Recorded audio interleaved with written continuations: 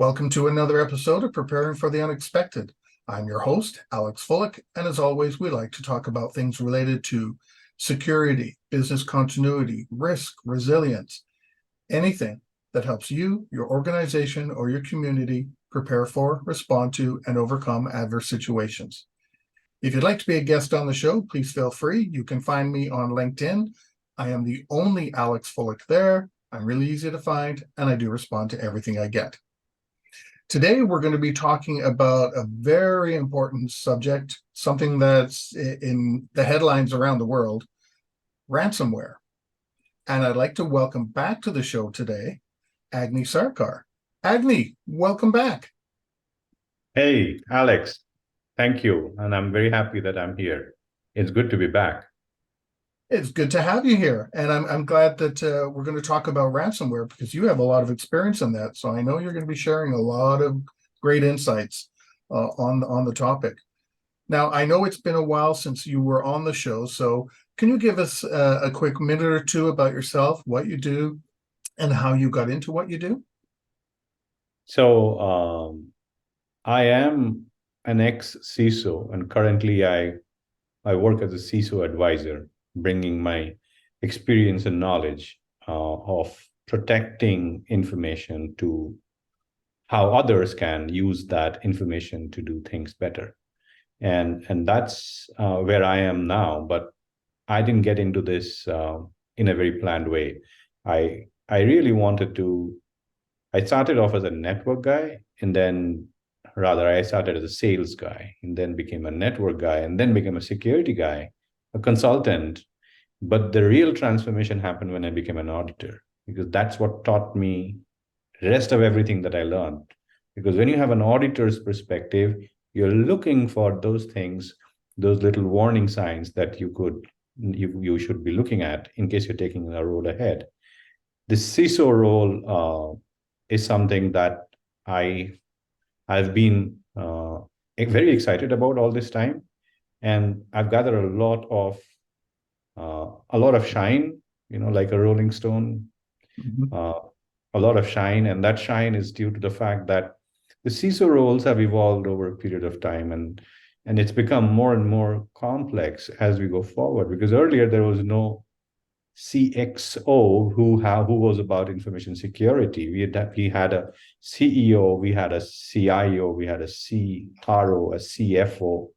But information security is relatively new in the sense it's been only around 5 to 10 years at the most.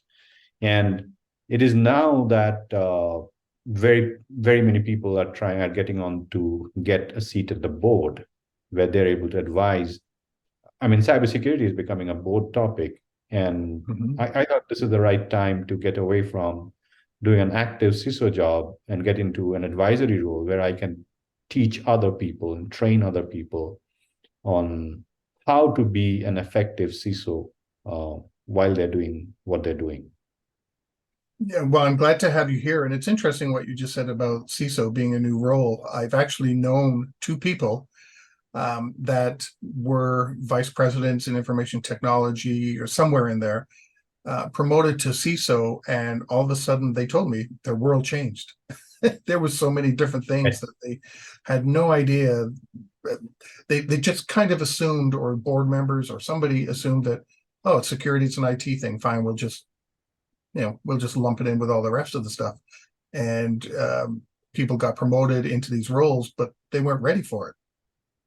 And you're absolutely right, because a CISO is not like the other CXOs, because who have to deal with what their organization has to do. So, for example, the CIO has to deal with IT and how proliferation of IT will mean better business.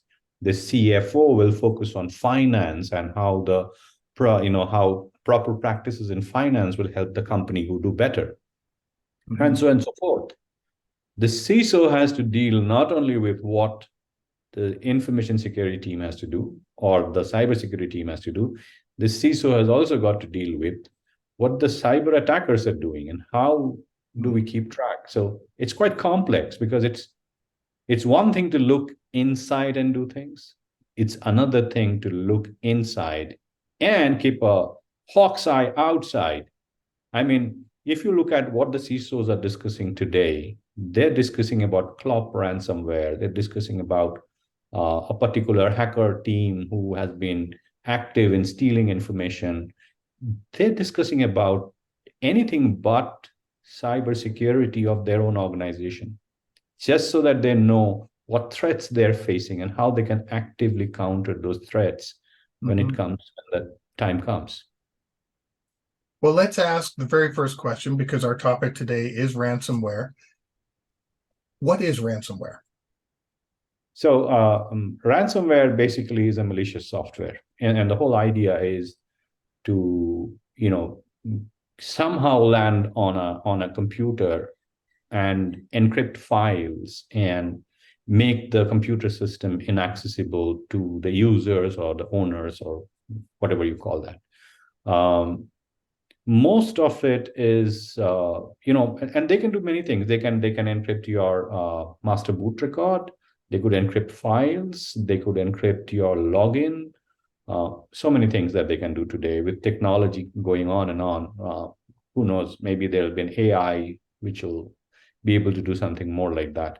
But there are a few other facets that we must understand. A ransomware means that there is a ransom that people would demand, and the ransom is demanded after the encryption is in place and you're no longer able to use your system. The ransom demand is made, and the extortion is in multiple phases, because first you send a ransom demand, and then you say that the ransom demand doubles every 3 days or 2 days or 5 days. That depends on who the player is and what kind of information they have to make that demand for ransom. And again, this kind of extortion could be a one-time extortion, which means I locked your computer, give me some money. It could be a double extortion, which means I locked your file, I've got your data as well. And if you don't give me the money, I'm going to not let you unlock your file, your system, and I'm going to expose your data on the internet. It could even be triple, that I have your data, I have locked up your computer, and I know that you're vulnerable to a distributed denial of service attack, and I can knock you off the internet whenever I want. So there are all kinds of these attacks that happen. But the bigger issue about ransomware is not really the malicious actor or people who attack. Of course, there's an aspect of how they got in and what they can do with it. But there are other aspects which are absolutely non-technical that one has to deal with. And we will delve into deeper as we go ahead. Yeah. But at a high level, those issues are about, if you are asked for ransom, how does your country allow you to make a ransom payment or not? Because there are laws about it. And if you do make a payment, how do you make that payment? Because usually ransom demands are made in Bitcoins. So, and if you're a company whose financial system is not based on Bitcoins, you're obviously not going to make Bitcoins readily available. How do you get them?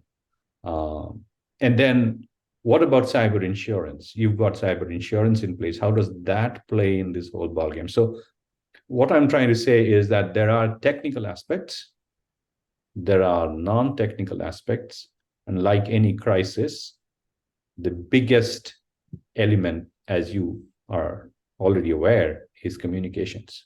So we've seen companies who've not made good communications go down, because when you don't communicate to the rest of the world properly, chances are your stock value is going to go down. And we've also seen companies who've made absolutely great communication in saying, coming forward and making disclosures as minimal as necessary, at the same time keeping people assured, stakeholders known that there's work in place and they are doing great. So at a high level, that's what is all about ransomware. Well, I'm going to ask the first question here. How do you identify that you have a ransomware attack, considering that when a company finds out that they're under attack, or they've received that dreaded phone call, the software, the ransomware software, the malware, the whatever word you want to use, has been in their system for weeks or months. So what happens to identify that, wow, we have this? How do you So recommend? I'm going to break it up into two parts. One part is, when do you really find out? Um, if you've not invested in preparing for ransomware, then you will find out from that notice that pops up on your screen saying that this computer is locked now. Or maybe somebody makes a phone call, which I think it doesn't happen anymore so much, as much as you get an email or a pop-up on your screen. Those happens more. Those happen more. But until that day, if you don't know that you've been infected, then you're late. Of course, there are other things that you can do. So in terms of preparation, there are two things that you can do. One, you need to invest in visibility of deviations. For example, let's say you're finding, and this used to be a practice long back, if your computer is taking too much time, if it's become very slow, your network has become very slow, then obviously there is something wrong somewhere. That used to be the scenario that we used to do earlier. But now there are tools and technologies that are available which look at your logs, which look at your traffic, which look at all of these things, and which can tell you that something is wrong. And then you can go deeper and find out, well, I have ransomware, or I don't have ransomware, or I may have ransomware. It can be any of those things. So the first thing that you need to understand is that there needs to be an investment in what we call in the industry as observability, so that you find out that, okay, there's a possibility of ransomware here, or there's definitely ransomware here, or there's something else other than ransomware. So observability is an investment that enterprises need to make to figure out that they've already been attacked or they're about to be attacked. Case in point, there are technologies which monitor files. So if the file changes, if the parameter of the file changes, then it's assumed that there's something wrong. So that's one way to do it. There are database activity monitoring tools. There are tools that tell you about traditional signature-based analysis, which tells you if this signature is found in your network, then probably you're infected. But again, those are older technologies. Modern technology today, and there are a lot of companies who are doing that.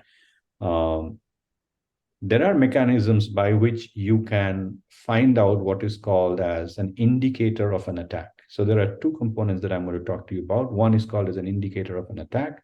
The second is an indicator of a compromise. An indicator of compromise is something that you figure out after you've been attacked. But an indicator of an attack is something that tells you that you're possibly under attack. And an indicator of an attack could be many things. And internet is rife with all this information. I don't think we have the time to get into what that is. But to your point, an indicator of an attack could also be done by behavioral analysis. For example, you're finding that there is a communication that shouldn't be, and it's happening, and then you realize, oh, it's possibly that I'm infected. So that brings me to the second part, which is, the first one is about how do you have observability? How do you know about whether you're infected or not? The second is, you use a mechanism to protect and to limit the ability for someone to attack you. And if I look at that, there are various factors in this. If you look at how people communicate, so let's say you're a valid user, you want to get into your company's systems. So you are going to have an identity that's going to work on an endpoint. And using that endpoint, you're going to connect to some kind of a network edge Today, VPNs are old story. So people have all these cloud-based connectivities. Let's forget all of that. Let's say you want to connect to a firewall and then go inside your company. You still have to reach an edge. And after that edge, you reach to a compute area where there's a server. It could be on the cloud, it could be on-prem, it could be anywhere. And on that server, you have that application which you want to use. And within that application lies the data that you really need. So all this to reach to the data. Now, which means that there are various ways in which we can put roadblocks to people who are coming in.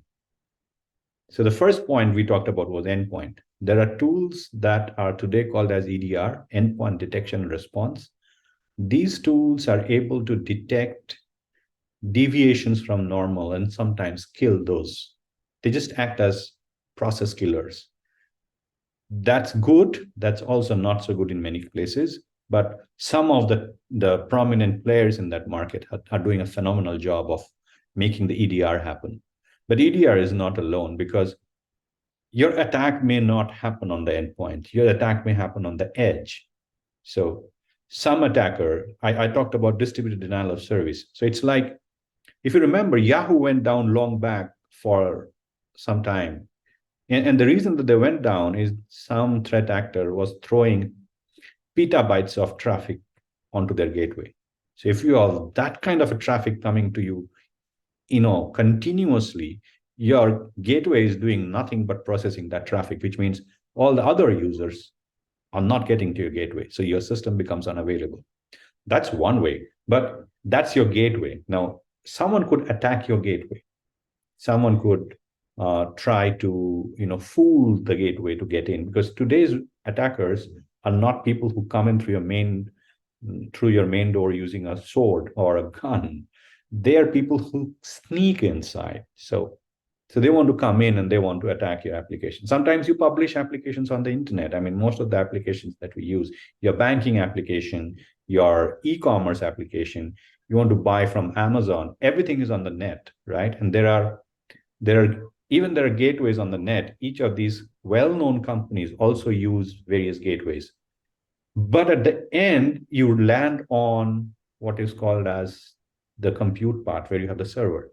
So there are technologies there. There's something called as segmentation and micro-segmentation.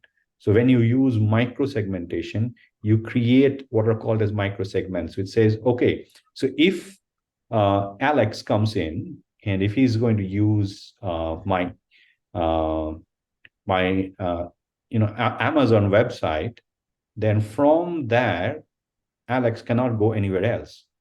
But Amazon web server can connect to the backend and only using port XXX to pick up this information and present it to Alex on the presentation layer. I can go down that granular. That's called a microsegment.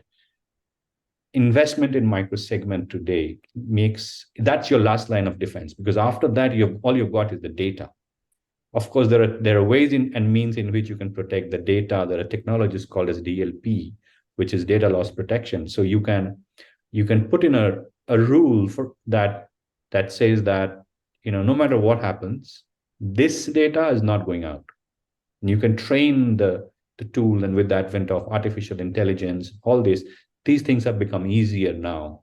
So you can make a rule that says, okay, this preparing for unexpected is the phrase that if that's there in my document, that doesn't go out. Of course, now we have evolved way beyond keywords. There are these DLP tools are able to even identify large documents, databases. And if you put a rule that says, don't let the database go out, they won't. They'll just stop it at the gateway. So even if your ransomware attacker has come in and there is a process that attack happens, and I'm going to spend a minute on that if you give me time.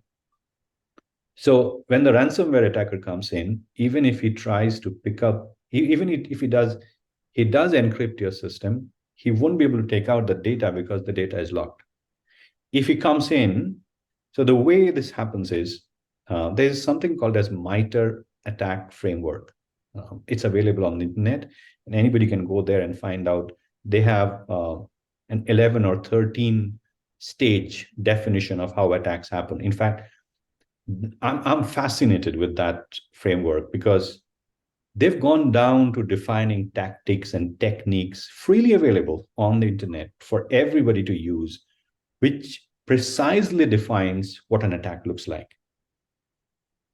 That's like the basic tool for any CISO, I would say, across the world.